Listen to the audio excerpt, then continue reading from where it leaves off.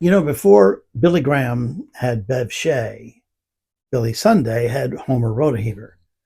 Before that, Dwight Moody had Ira Sankey. And Sankey's song is the one we're talking about today, the 90 and 9. Now, these days a penny isn't worth very much. I'm not even sure the government's making them anymore, but at one point a penny could buy something. And that's the story behind our hymn. You see, the books of Matthew and Luke recount for us a parable. It was a question, actually, that Jesus posed to his detractors. He said, what if a shepherd had 100 sheep? One got away. Wouldn't that shepherd leave the other 99 where they are and go after the one who's lost? Wouldn't he search that land looking everywhere, every nook and cranny, dangerous precipice, every predicament that sheep could be in until he found it, rescued it, and brought it home? So it is with your Heavenly Father, who pursues you when you've gone astray. He searches for you in every dangerous predicament until he finds you, saves you, and brings you home. Well, that's the story that a young girl in Scotland by the name of Elizabeth Clephane read one day, and she likened it to her brother George, because George was her older, less wiser brother. He led a very troubled life in Canada, unfortunately. And then one day, after drinking, he fell off his horse in a drunken stupor and hit his head on a rock, and he died.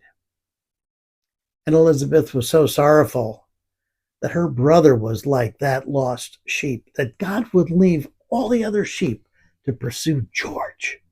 They wouldn't give up on George. But George had to be willing to rest in Jesus' arms in order to be saved. And that never happened. So she wrote these words. There were 90 and 9 that safely lay in the shelter of the fold. But one was out on the hills, far away, far off from the gates of gold. Away on the mountains, wild and bare, away from the tender shepherd's care. Now, she was not what one would call a prolific hymn writer. She really only wrote 8 of them, and none of them were published in her lifetime. Following her death, an early death at the age of 38, her sister found her poems and began sending them to newspapers for publication. And it so happened that one of those appeared in a newspaper. You see, Dwight Moody and Ira Sankey had come to Scotland for a campaign of meetings, and while they were there for several months, Sankey was anxious to get news from home, so on his way through the train station, he stopped to buy a newspaper for just a penny.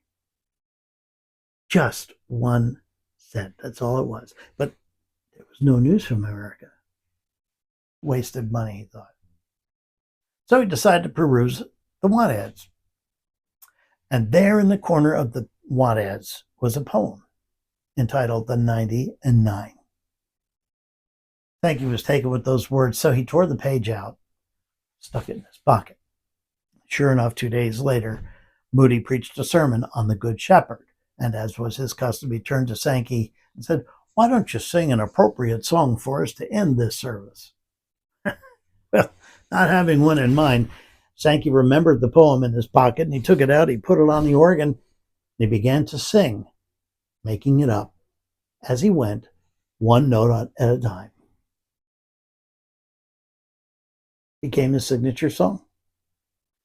Thousands of people the world over saw themselves as the one lost sheep for whom the Good Shepherd left the others to rescue. It became almost as closely tied to Moody as Just As I Am became tied to Billy Graham. And it was all for the need of a penny. For someone who never wrote much and certainly didn't promote herself, Elizabeth Clephane's words remind us what joy resounds in heaven when one lost sheep is found. Rejoice, I have found my sheep. And the angels echoed around the throne, rejoice, for the Lord brings back his own. And there is the hope. Rejoice, for the Lord brings back his own. And that's all the time we have for our hymn today. I hope it brings a touch of joy and hope to you. Be sure to tell your friends where we are. Instagram, Facebook, YouTube, we're all all over the place, and we're called hymnology. Make sure you put the IE on the end. I hope to see you again in our next post. God be with you till we meet again.